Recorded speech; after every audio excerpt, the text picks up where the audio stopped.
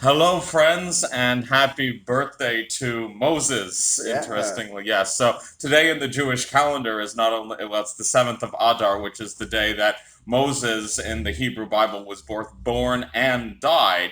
And today, because I haven't uploaded any YouTube videos all year, shame on my head, Oh I've wow. decided to go ahead and bring the first guest, hopefully one of myriads. Amen. We have Dovid Braslawsce, my personal trainer and a great role model in many, many arts in more than one ways. How do you do today?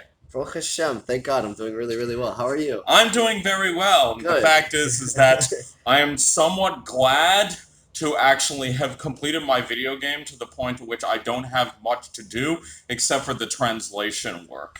And my brain is a little bit confused at this point because a lot of coding does actually involve somewhat untying knots. Mm, It's somewhat like find the problem, solve it. It's a sure. little bit like a puzzle book, as it were, which Yeah. you really have to unkink things until they end up working.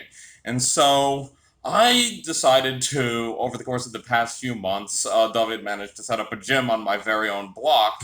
And the fact is, I really wanted to try something new, expand hobbies. And here I am as a regular customer at what is the name of your gym? Magen HaMelech, the Institute of the Shield of the King. Oh, I gotta try to say that three times fast, but another day.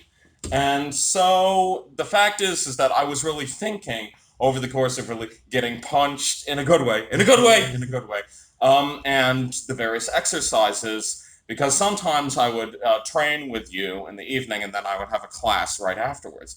And I am K9, a member of the International Society of Hyperpolyglots. I've worked as a translator in many capacities, and I've taught English, Yiddish, and Nordic languages since 2015. And one comment I hear from a lot of people across the spectrum, across many different country and class, and how do I put it? What's occupational lines?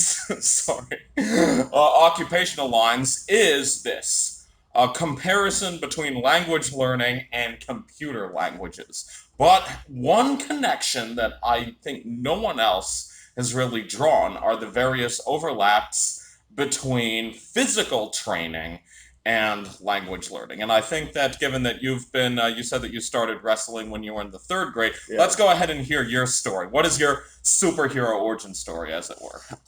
So I guess it all comes down to like we want to see the physical side of things, right? So my very first sport that I got into wasn't actually wrestling. When I was a lot younger, I got into Tang Soo Do, which is a type of Vietnamese karate and kung fu style thing. So I started doing that when I was very young, and trained in that through a few different belts and leveled up quite a bit and really, really enjoyed it. Eventually, I ended up leaving that because I was getting a little bit older and my interest started to shift a little bit. Uh, Honestly, the real reason is because we got a GameCube and we got Super Mario Smash Brothers, and I would rather spend my time after school doing that than punching boards. So I found the excitement of the fighting in the video game to be much more dynamic and much more complex, and drew me in, had gauge like got more of my interest into it than doing the moves that I was learning already. So what really I think started at a really young age is this idea of mixed martial arts coming through, and the idea of mixed martial arts is something that's a way more dynamic than one form of martial arts. If you follow one form of martial arts, it's kind of like having a universal language of Mhm. sorts. If you have just follow English, you're tied to the structures and the grammatical syntaxes of that language. So if you are stuck in one martial arts, you are kind of practicing only one small like section of what your brain and your mouth can do. So same with your whole entire body. So and you also have to use your brain in the same way. So mixed martial arts, you have to think about the situation that you're in and who is on the receiving end. So it's martial arts by itself. It's a very good practice, but if you're alone in the world, what do you need martial arts for? It doesn't. What do you need language for? Who are you going to talk to? Yourself?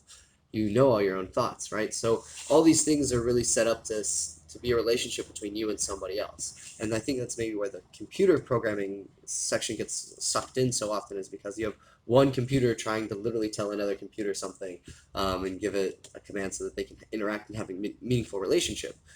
Same with martial arts, and this developed when I was saying when I was very young. I found this video game to be way more intriguing to me than this one martial art that I've been learning for like 3 or 4 years.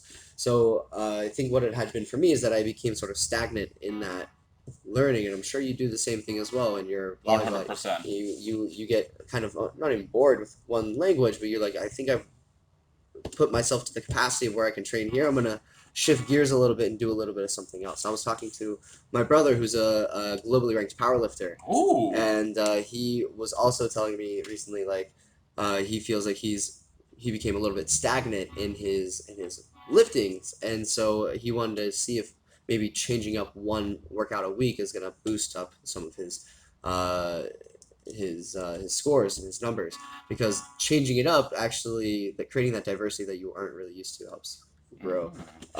Which is like in mixed martial arts, we're always looking for things that are chaotic situations, struggling positions, and then working our ways through. Fascinatingly put. I think that probably most people, when they think about fighting, they don't actually see it as a composite art. I think that they usually just simply see all the variety. For example, East Asian martial arts is pretty much the same root, but I think it ties into the Hawaiian Olelo no Ao, or the wise saying that the sum of wisdom is never taught at a single school. Yeah. And I think concerning fighting, this very much is the case. And a question I really get as a polyglot is like, what do various languages really make you think and feel? And given that you yourself are a bit of a polyglot of multiple martial arts, as it were, Sure. I'm curious what some of the various schools, the differences between them, what are some of, how do they really make you feel, or how do you identify with them? Sure, 100%. So each martial art comes with its own culture and background, and the reason why it was particularly made. So I can just start listing off all these Have different at it. things. So like I said, I started in Tung Sudo, which is a more traditional karate, and one of those Eastern sort of religion type things. And when I got into third grade, I started wrestling. So wrestling is very much so an American Greco sport. Did So it have roots in Polynesia as well, or? wrestling, Yeah. so yes, but there's different styles of wrestling. The wrestling that came to America and the that you see in like high schools and a lot of traditional college settings is like this Greco-Roman-esque style wrestling that is unique to their culture. The other Polynesian cultures also do have wrestling, slightly different because of the location and the wear and tear. Honestly, the best wrestlers where wrestling really originated from was India on dirt floors. Hmm. So when you get back to that where they're wearing like nothing but a small cloth, and like it's basically sumo wrestling but like in dirt, and you're just on the floor, and it's about and the rules are slightly different. It's not quite like just a pin down for 1 second as it is in ours. So you just have to put your opponent's shoulders down and then it's over, right? So that's the kind of wrestling that I was mostly trained in. I wasn't even trained in, well, I guess Greco, yeah, Greco and freestyle. You have all these a few different variants, which include a little bit more roles and controlling the opponent in different ways. But the traditional wrestling that you think of is very much so just dominate your opponent, and more often than not, having will over your opponent's gonna, Mm. yeah. So you get that American bulldog type mentality with it. Yeah. And after that, I started developing when I was really what I really gained a lot of development in was when I was in college later on. So when I started wrestling in college, I did it throughout my freshman year and decided that I didn't want to cut weight, that it was like too much for me. I didn't like getting up at 5:30 in the morning before classes almost every day, running and like yeah, breaking my butt and to make weight and do all these other things. Yeah, it's a lot of work. But I loved it. Don't get me wrong. I was in college. I wanted a little bit of a break. I've been doing it all throughout high school. Wanted a break when I got into college as well. I was also on the powerlifting team when I was in high school. Did a lot of things that were not martial arts as well, like Hmm. track, pole vaulting. I did discus and shot put, 100-meter dash, the 4x1. My school won the state championships. So yeah, pretty cool. Um, and so I was always like a bit of an athlete in all these different ways, and I was always stretching my body and making it flex in these different areas that we wouldn't normally be doing. And same by martial arts. Fascinating. Well, it seems that I am very much in the presence of a Goan, as it were, in the presence of very much a genius. And the fact is, my own father, he himself had a routine that he trained with literally every single day. He's still doing it. He's been doing Well, it from well before the time that I met my mother. But when I met my mother, when he met my, you get it, when he met my mother. Ay. What is happening to pronouns now? In any case, so I am curious to hear over the course of these many different activities that you picked up, and your trophy cabinet must really be an envy of the world. hardly, hardly. And so there, you must have had many coaches, many different teachers, Sure, and sure, sure. I know as a teacher myself that I took a lot of the very best that my teachers, stretching all the way back from when I was in preschool to the present moment, and I took everything that worked and I really made them into my own composite system. Not also to mention the fact that there was the element of experiment as well. There were some certain things that really worked with some students, others that didn't, and then of course various routines I used to prepare for prep classes. When I show up to class early sometimes, because I do live on the same block as your gym, I definitely do see you train with some of these machines right here. And the fact is, before I have a language class as well, often what I will do is watch a very, very light YouTube video in whatever language I'm supposed to be teaching. Yep. And if it has to be in the language that is a monolingual class, then sometimes I'll give myself about 20 minutes beforehand, if I can. Sometimes I do have to teach classes back to back. So tell me a little bit about some of the very best lessons in pedagogy you've learned from your how do I put it, your hero gallery, as Sure. it were, of trainers and coaches. Sure. So I also want to say, before I answer, I also want to say I do also watch YouTube videos before my class sometimes. And, like, Ooh. I will go over fights and things that I've like I when I watch regular fights or UFC fights and different things like that, I'll see it like a sequence I really really enjoy, and I'll like rewatch it. And before class, I'll do the same thing, and I'll basically teach myself it and then experiment in the class and try to play with that position a little bit. So I'll say, okay, this is something I saw. This is the position they were in, and this is how it like ended. So you got this submission in this position here, right? And then we'll like play with it. We'll say, okay, I want you guys to resist in different ways, and then we're gonna work out how it would happen if you were in these. If your opponent reacted this way, okay, how can we react to still get the finish and things like that? Or what's the best escape if you're on the other side of that getting attacked? So some of the things I've taken from my teachers, though, this is the original question.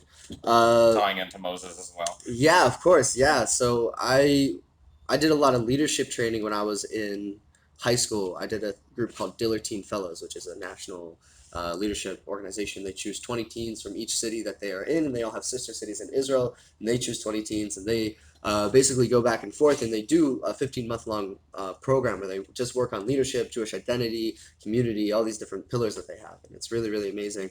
And grows all these Jews and primes them to be the next leaders in the Jewish community, to want to be the next leaders on their campuses and the different organizations that they're in. When I was in college, also I was like on the Chabad board, I was on the Hillel board, I was on a bunch of different things, student council, a bunch of different stuff. So I was always very involved. So these leadership classes really framed a lot of who I am, because especially they were in these small group settings with other teens my age going through very similar things. So when I'm here in this class, I'm always trying to see the dynamics between the students, especially the younger ones. I have between 5-year-olds and 15 as well that I teach. And they have certain dynamics and cliques and things that form in the group. And it's essentially on me to be able to make it interesting enough for the student who's understanding and actually listening, and as well as entertaining for the kid who's totally goofing off and he needs constant attention in order to be engaged in the class. So I'm always working on different tactics. Usually by bringing them all together as a team is usually the best thing from what I've found. And I've done a various amount of different sports, ones that are group sports and ones that are individual sports. Like wrestling is a very individual sport. It's only you on the mat. It doesn't matter what anyone else does. Yeah.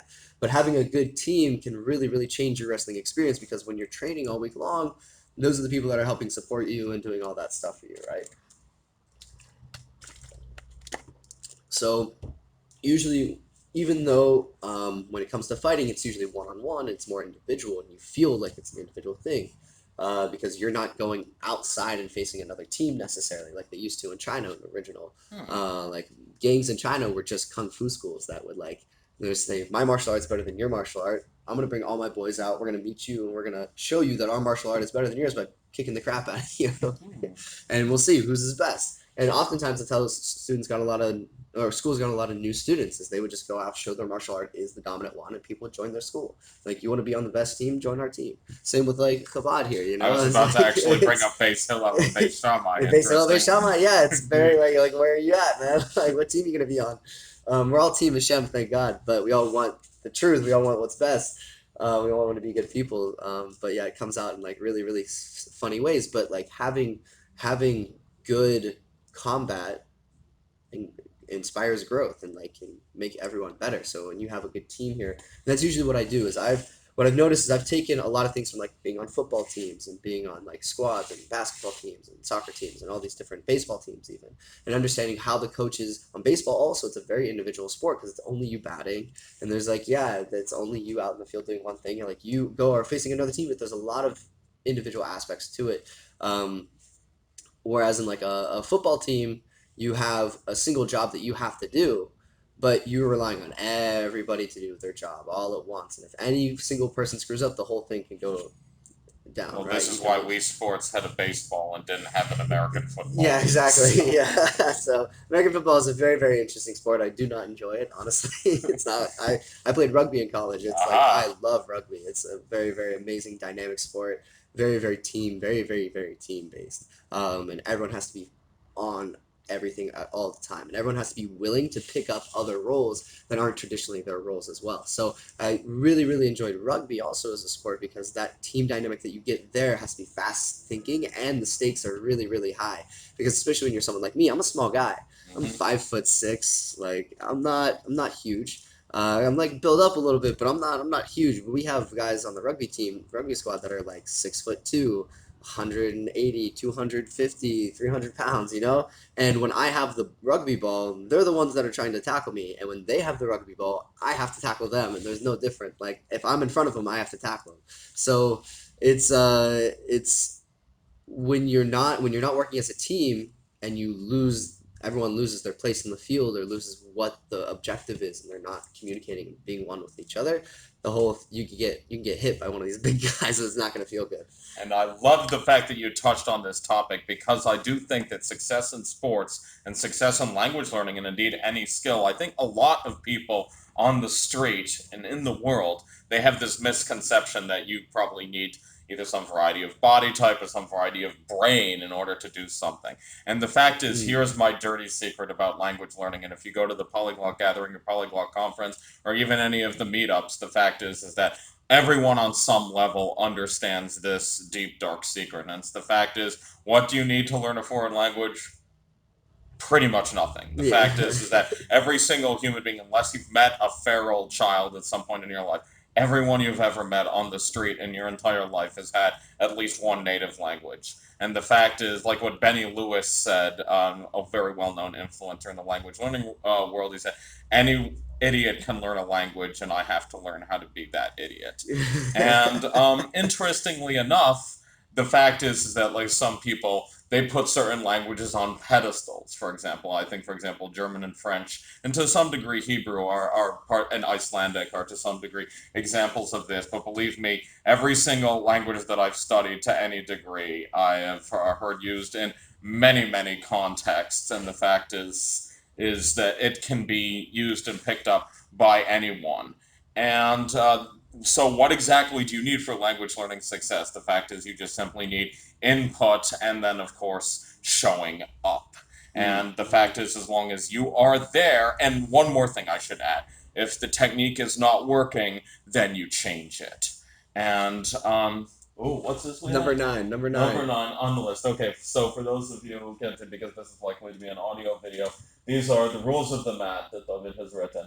Rule number 1, no shoes on the mat. Yeah. Rule number 2, no food Sure. or drink on the mat. Yeah. Clean. Number 3, always bring your belt. That's for the kids. We don't have belts in the Oh. adults class. Yeah. Number 4, wash your chia. It's a gi. It's a gi. Gi. This is yeah. Gi. What's that? A gi is a traditional uniform. And gi is the word used. It's I do believe Japanese. Ah, Might be Chinese. alright. I should know. You should know.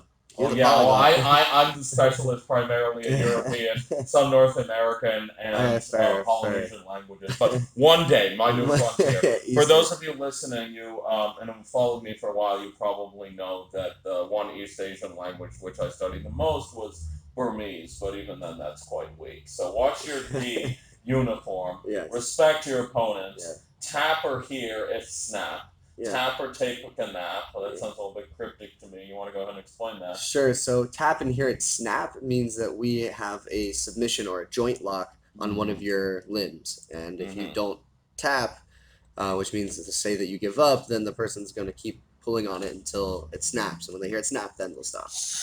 The one tap or take a nap, that's the same idea, except instead of a joint lock, they are choking you. And if they have a choke on you in some way, shape, or form, and you don't tap, you will end up falling asleep. Very well. Slash. 8, stay hydrated. Flash takes it. Yeah. And 9, if it works, use it. And 10, guns are our last defense, which I think Yeah. has many metaphorical dimensions in addition to the literal one. Well, I essentially okay. So 9, if it works, use it, which is the same. Let's point that out first. That's the same in what you were saying. If there's a technique that doesn't work for you, go change it. Do something else. Like, and that's what I tell people. They're like I tried to get this thing and it wasn't working, and so I just went ahead and did this other thing and I got the tap. And I'm like, okay. And they're like, am I allowed to do that? And I was like, yeah. Look, it says right there. If it works, yeah, use it. I don't mind. I'm not gonna tell you that you can't do something. Like, there's no rules that you can't do something unless it hurts somebody else in a way that Unless it involves an ambulance. yeah, exactly. Like, I mean, unless your partner wasn't tapping, then use it. Like, or as long as you don't like punch them in the face so hard that like their nose breaks. We're not trying to do that with our friends here. We want to do that on the street. We want to get right to that point. But that's also like a thing of control and being able to control the skills that you use in certain ways. You don't fumble over yourself. Okay, so guns are our last defense is really the idea of that is not that so because a lot of people are like, what do you mean if there's an issue, pull out your gun and use it? And I totally agree. If that's what you have to do, if you get to that point that you need to use your gun, yeah, absolutely use it. But there's a lot of defenses and fences. Go ahead. You can go ahead and continue. Fences that we put up, um, that that can be barriers for us so that we never have to get to the point that we have to use our gun. So my idea is if I have to use my gun or if I have to like beat up somebody in the street, it means I'm willing to take it as far as it possibly needs to go.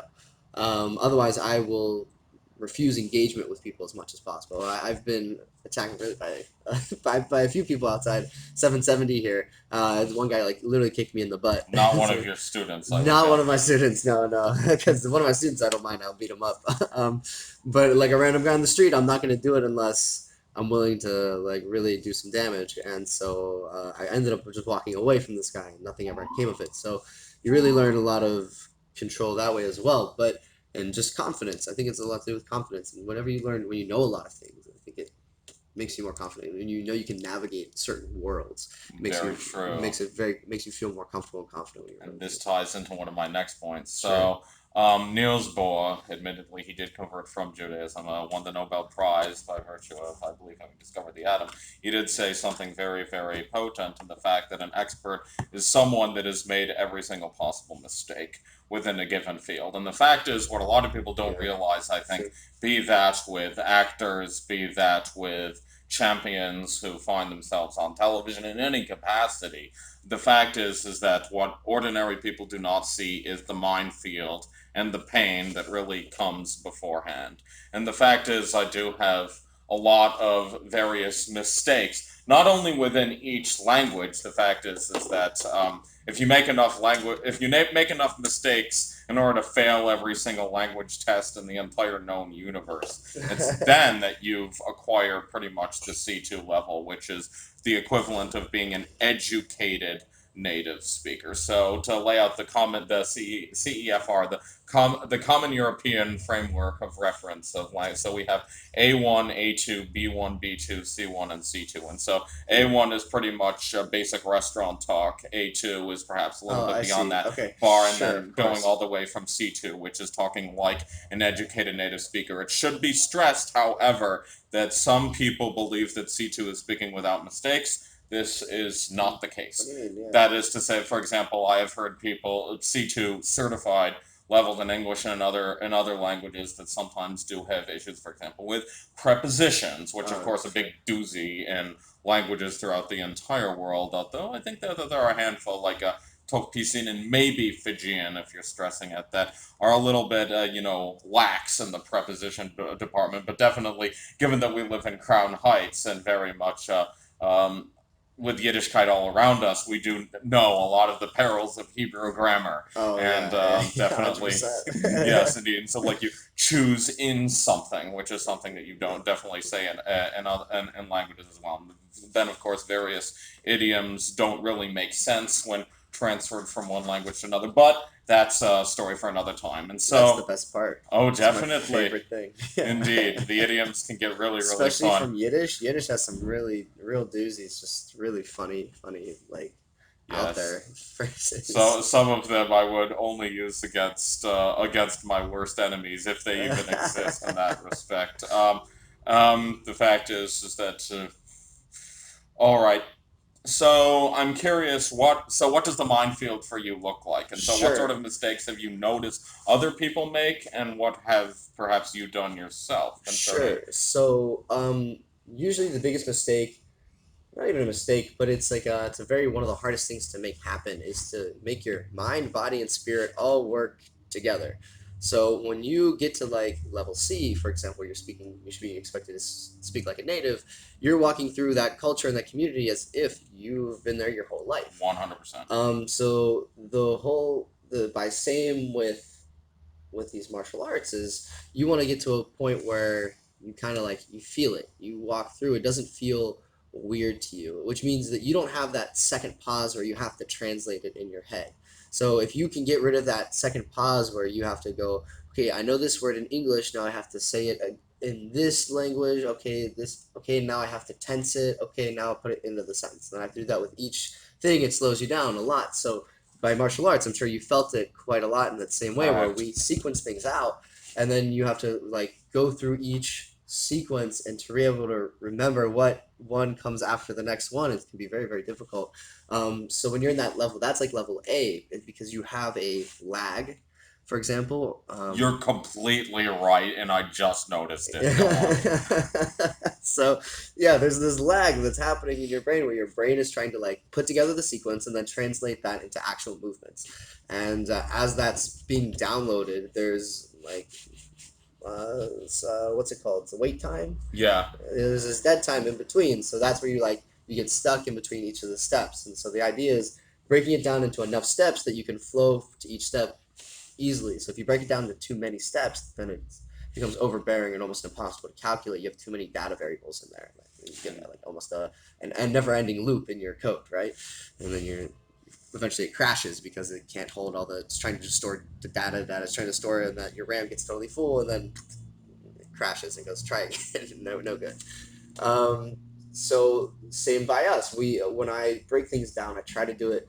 I will break things down as broadly as I possibly can, which means giving the least amount of instruction as possible, and then I will give more instruction as I go on. So same. I have a Gemara teacher who's very much so like that. He'll go once on the outside of the Gemara, which means he goes through, reads all the words, just translates them, and basically says what's going on the brief in a brief setting. Then he goes, okay, we're gonna go inside now. So we go in and we break it down and we go, this is exactly what's happening here. This is exactly what's happening here. This is exactly what's happening here. And then we break it down even further, which means we bring in Rashi, who is a commentator who is someone who explains it each little thing that we just broke down even further. And so we just keep breaking it down until eventually we totally understand it too. So there's absolutely zero room for any doubt of what's happening. Very important that you bring this up. One thing, I'm going to start talking trash about something here, but one thing Please. I really discuss in various language learning circles is the fact that there are two phrasebook companies, one in French, one in German, the Assimil and Caldovish, You really hate that French and German, no, don't no, you? no, no, no, no. These I'm saying positive things Oh, about. okay, never mind. Sorry. Yeah, it's the English Sorry. ones that I'm gonna trash Well, this of time. course, Yeah. yeah, the English Yeah. one, yeah, okay, So, for sure. the Lonely Planet phrase books might be useful for travelers, but the fact is that with very few exceptions, and I think the Fijian one that I used when I was in Fiji in summer 2018 actually our summer 2018, which would have been their winter 2018 because it's south of the equator. But in any case, with very few exceptions, I did find a lot of the Lonely Planet books to really be confusing, and the reason why, and I'm bringing up these, the Asimil and Kauderwelsch, these French and German phrase books. You've been to my apartment, you've probably Sure. seen like the huge collection of like the magenta books, all with German titles. Yeah, that's pretty much they. And they actually, when they provide a sentence in the foreign language, they manage to cut it up word by word. And so every single verb with its conjugation, every single noun with its case, and every single piece of the word is actually shown. You got Rashi's Antosopos. You got it And all broken down. correct, Yeah, indeed. got it. And not only that, I think I should mention that in both of these series, no paid advertisements. I should mention this is not sponsored in any capacity, but there definitely are. I know that Kauderwelsch does have Hebrew and Yiddish. I know that Asimil does have Hebrew, and I'm quite certain Yiddish as well, but I'm not entirely certain. And I've taken a gander at them. Admittedly, they aren't things that I really need, having had the advanced degrees and all of that. But I have to say that overall they are very well put together.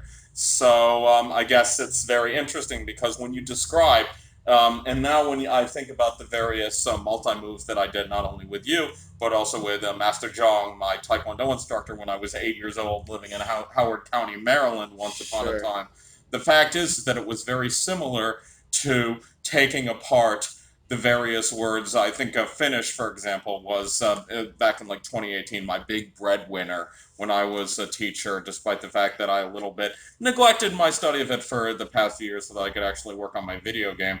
But the fact is, a lot of the verb pieces really have to come together, and it seems that every single student gets frustrated by yet another grammatical concept right around the bend. Mm-hmm. And so, for example, in English, we have like I want to go versus I don't feel like going. Yeah. And so Finnish Sure. has multiple infinitives as well. Okay. So yeah, so like en voi jatka, like I cannot continue, versus en pysty jatkamaan, like I do not have the physical ability to go continue. on. Yeah, exactly. And so like jatka is the dictionary infinitive, and jatkamaan is literally Jatkamaan. jatkamaan. Yeah, Jatkamaan. and the yeah, the two A's indicate you pronounce it for longer. It indicates how do I put it? Roughly into the act of continuing. And so like the MA in Finnish actually indicates sort of like one of several ways to indicate the act of. And so like ei ole olemassa is literally it is not in the act of being, which means that does not exist. That's so funny. You know, there's something exactly like that in Hebrew Yes. that the Rebbe brings out in To say. Maimer Basiligani. So he Uh-huh. talks about so it's the word is mishalek. Mishalek. Mishalek is a Hebrew word, and Rabba comments on it. I'm a Rabba. He says it doesn't say. He says ain kasiv mahalik on Ella, which is rather. Yeah. It says mishalek. What is mishalek? And says what is it? Kafetz va'azo. So it literally means like what is misalek? Misalek is, and it's in reference to Adam and Chava in the Garden of Eden, and they say that that Hashem Avaya, the Shema Hashem Avaya, they heard Hashem's misalek bagan, away from the garden. So they heard him misalek from in terms of the garden, in terms of Garden of Eden. And what is this word misalek? What is this verb? It's like it means having been going. Yeah. Having been gone. Having been I going. think I could. It's having been going, and the example that Rav Abba gives is this idea of kafetz va'azo, which is like a bunging up and down, but a continuous going and coming forth that is like exists on all levels of. It's leaving, also coming, and being all it's literally been all the beings all at the same time. That's what misalek is. This is why we call it the infinitive verb. Exactly, infinity. Yeah, right. It's Indeed. like so. It's really really amazing. It's really funny. Yeah. So Indeed. I totally Yeah. get that. Yeah. For those who have come from a more secular background, I will manage to unkink all of the various misunderstandings you may have concerning that segment in the content in the comment section. So do leave a comment accordingly if you want. I can I'll send be you a going picture to. also of the section of it if you want to. That can also work Yeah. very well. All right. Okay. And so I think that we've been through the various. So I think one, the road to enlightenment, as it were, two, the minefield of enlightenment, and then I think one very important thing I have for all of my classes. One rule I have is during every single class because people do canine pull, they pay very good money for me, and so I managed to give them at the end of every class like something they can do as soon as they leave the class. So pretty much a recipe or a homework assignment, as it were, and so they can leave the class knowing that they've paid an investment, that they have an assignment with which to get their dream goal, whatever it is. And I'm curious what some of your rules are for all of your classes, or if you have some principles that you abide by, be they with group classes or with individual training. Sure. So, not so much with like the fitness style classes, Mm-hmm. as much though. I do because I usually consistency is key. Just Mm-hmm. if you don't have to chazer is Yeah. what the chavrusa. You don't have to do like you don't have to chavrusa. You don't have to go home and go over it so much. If you come like 2 3 times a week, and Mm-hmm. that's like enough to get it over a month or two. You're gonna have it pretty much Yeah. in your head. Language is a little bit different. I make it clear that you have to do most of the work yourself. Yeah, exactly. So, whereas in terms of exercise, because your body is, because you have to be so involved in it all at once with every single aspect of your being when you're here, otherwise it like becomes very, very difficult and slow. Um, then you tend to, if as long as you keep showing up and like keep breaking your head on it, you'll see in like a month or two like a really big change. And like what I do is I film when it comes to more live type things, like when we're sparring, when we're rolling around in jujitsu and we're fighting Muay Thai, Krav Maga, boxing, we're actually hitting each other. What I try to do is film it. So I'll try to film as many sessions as possible, and I send all the film to my students, and I go, you should watch the film, watch it again, watch it again. You should watch it at least 3 times, and you should go over anything that worked, anything that didn't work. Anytime you felt stuck, anytime you can remember like the lights turning off, or you like feeling helpless or hopeless or whatever it was, or there's a situation that you didn't know how to figure out, watch it again, and then you either figure it out yourself or you send me the sequence and send me the video and ask me what you're supposed to do there, and I will give you the answer. And so that's my homework for those students. I always tell them, go over the film. If you send me questions, I will answer them. Like I have nothing, I'm at your disposal. But I always get very few students, so it becomes very clear who's really really into it and who is kind of just wants to float by, and who really wants to have this be a part of who they are. That's very true among my students as well. Yeah, so it's I'm never one to force anyone to do anything. I'm like, if you One want it, thousand percent. you're gonna come get it, and it's gonna feel better for you if you come and get it because you want it, not Yeah. because some other force is pushing you and you're trying to like impress somebody else by doing it. Like you're doing it because you want to impress yourself. You really enjoyed You can this. lead a horse to water. Again, Exactly. it's interesting because in Hungarian there's another expression, but it involves a pig feast, so maybe I should probably not mention Maybe it. not in front of the Rebbe. My Hungarian listeners will definitely know which idiom I'm talking about, but Yeah, yeah, nem javaslák disznótól. It means like there you go. no one's forcing you to go to a pig feast. It's sort of like Yeah, instead of the like, Rebbe would love that quote. oh, Actually, perhaps, it well, fits for Jews anyway. No one's and forcing you to go.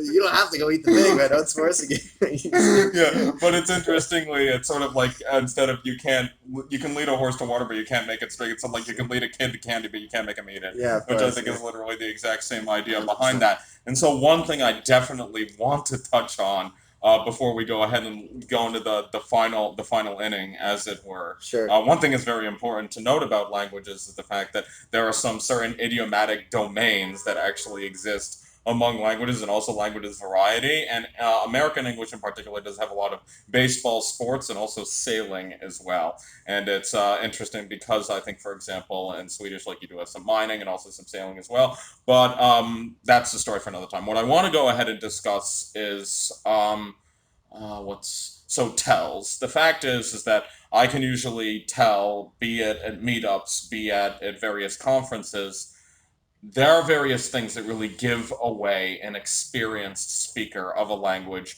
or a native speaker, and also, yet again, someone who's very close to being a native speaker, but also has certain things that manage to give them away. Mm, And so I can actually tell you some of these that work across languages.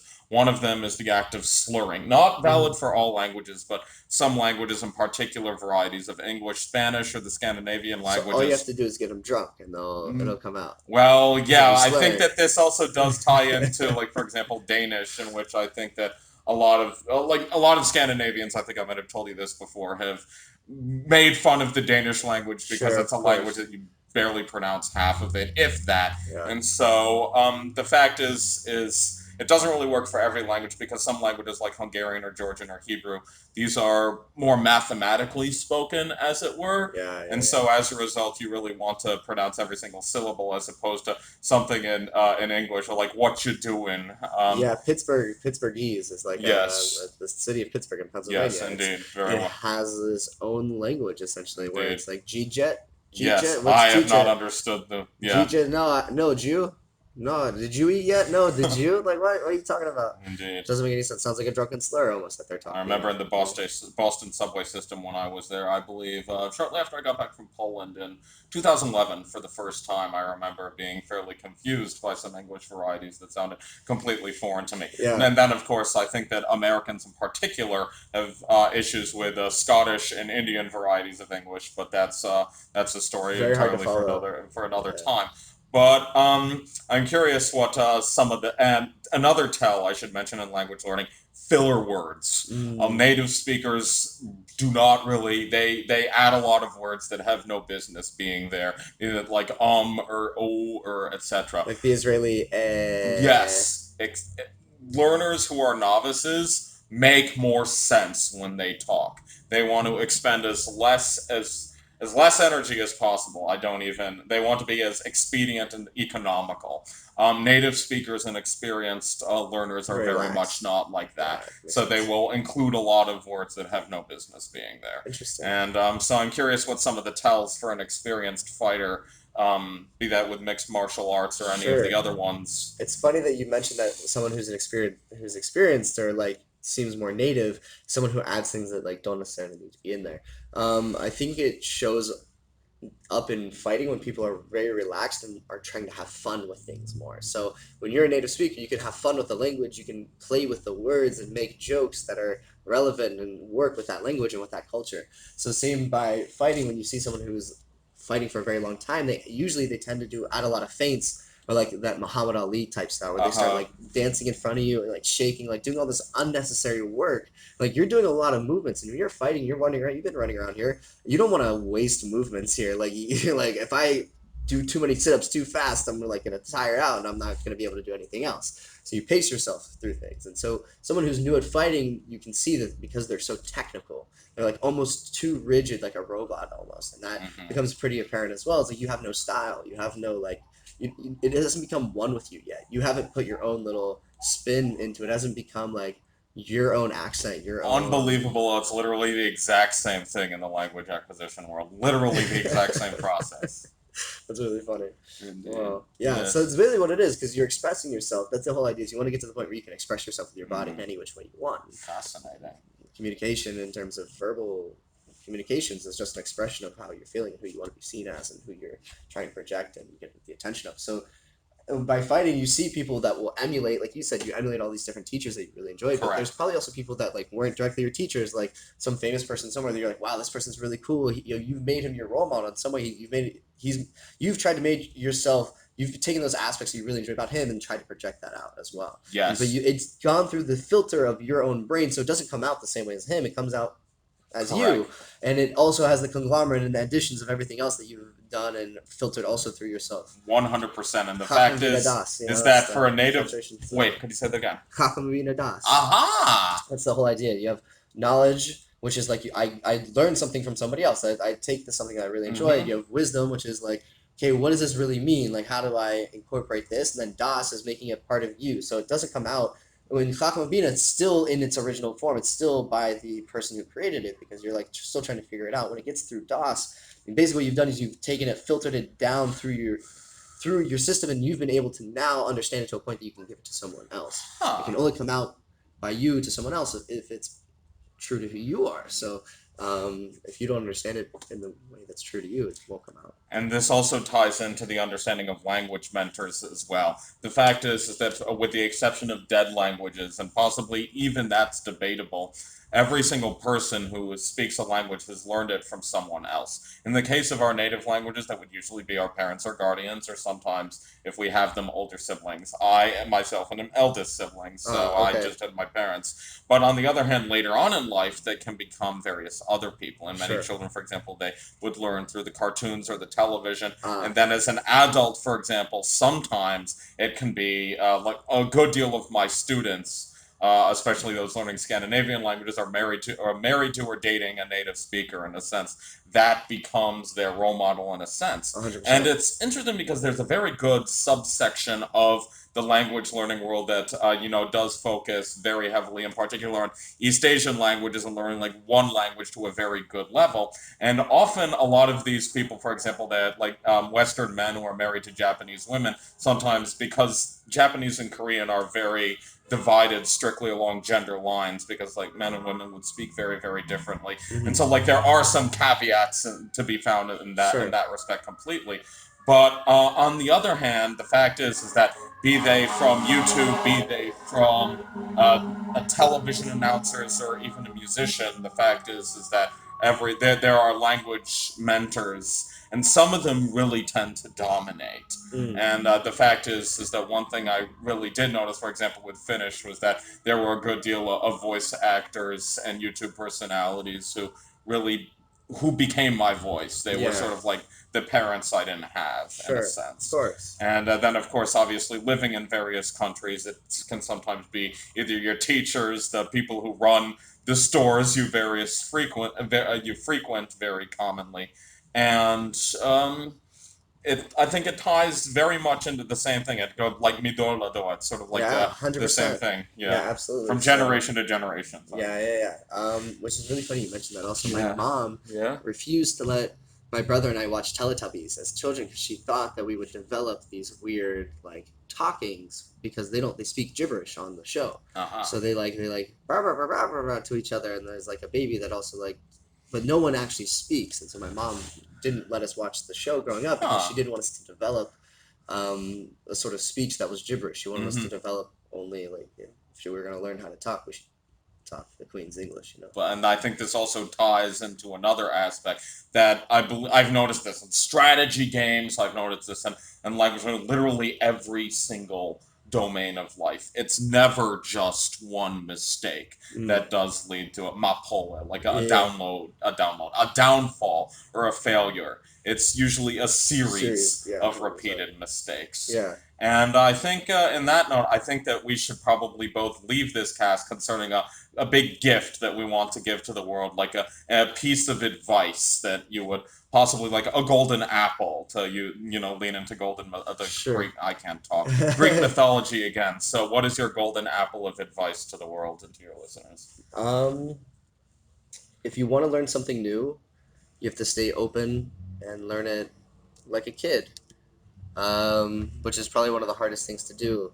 So it takes a lot of effort. So like, I'm gonna give a muscle. Have at it. I I really sucked at jumping rope. I was really really bad at skipping rope. I couldn't jump rope to save my life, right? And it was miserable and boring, and I hated doing it. But I also hated running, and it was bad for me. So I told myself I was going to learn how to jump rope, and I watched really really good fighters jump rope, and I was like, wow, they look so cool, so effortless, so like they're enjoying themselves almost when they're doing it. And when I first started doing it, I was like, this is exercise. This is not, this sucks. It's not like fun. And I just kept doing it and doing it and doing it. I would set a timer and I said, I'm gonna do this for 3 rounds, 5 minutes, like every day. So I would do it, and I would do it for like a whole month in a row. And maybe I'd take one day off here, one day off here, but I'd be very, very consistent, which is one of the big things. Consistency is Mm-hmm. key. But eventually, after like 2 months, it wasn't even that long. Like 3, 4, 6 weeks, 7 weeks. After 6 weeks, it was already starting to be fun, and I was already starting to experiment with doing other stuff like crossing the rope over, going off to one side then the other, squatting down, jumping up, doing all sorts of like double skips through. It started became something that I was comfortable with, and you become comfortable in the chaos, which just means you just got to hang out in there. And I think, which is one of the big things I teach or preach, and I think same what goes with language, and this is one of the biggest things ever. Immerse yourself totally. Be totally bittle to the system. Immerse yourself totally. Forget anything you knew before. Pretend like pretend you were just born, and this is where you live, and you have to figure it out. No, this is it. Fascinating, indeed. And Yeah, I'm actually reminded with Purim next week that my first Purim in Germany, I was the synagogue I was at was mostly geared for children of Sure. Purim, but definitely there was a raffle, and I just simply remember opening my little raffle ticket and said the words in German, "Dabei sein ist alles," which roughly translates to "showing up is everything." And it was a little bit quaint at the time, but for some odd reason that little Purim thing always came back to me. Yeah, and it also fell on the Ides of March that year. So what happened was, it's a funny story. I decided to dress up as Brutus. Oh my gosh, that's so and funny. apparently because I was communicating this to my mother on Facebook chat beforehand, my brother who was in high school at the time, he reads it and then tells the idea to my father, who, on their side of the pond, dress up as Julius Caesar and Brutus. For Ides of March Stole your idea. Oh my Yes. gosh. That's so funny. And on top of that, so what I would give to the world. So it actually happened. I kid you not. This is not a joke. December 21st, 2012. Okay. No joke. That exact day was. I was at Hebrew University that day. I was with the Paideia Institute in Stockholm. Nice. And I was, we went on a trip to Israel to learn more about Jewish studies. And on our trip to the Hebrew University, we met the winner of the Nobel Prize in Economics, Dr. Robert Uman, who won in 2005. And we all had like a question, and so we discussed in depth game theory. And I asked him this one thing. He said, "What is the most commonly made mistake in human history?" And then he paused for about a minute, and yes. I guess this is possibly a sign that maybe the secret should not come out. It's warning you. The universe is warning you. Don't tell it. But I have told some other people. So what Dr. Uman told us was that the only mistake ever made in all of human history was, ready for this? Seeing things only from your point of view. Oh, man. That pretty much every variety of military defeat, every failed relationship always comes down to only seeing what you see. And I think be that with language learning or with fighting, that is pretty much the God principle. Yeah. If you use this, literally, you can pretty much get the universe to do whatever you want. Oh, man. So I guess that's our homework assignment now. Get the universe to do what we want. Yes! Okay, it was a fantastic pleasure speaking to you, and I really look forward to this. Thank you very much. Thank you. Okay. Wow, what a pleasure. A lot of fun, brother. Thank you so much. My pleasure. Absolutely loved it. After I managed to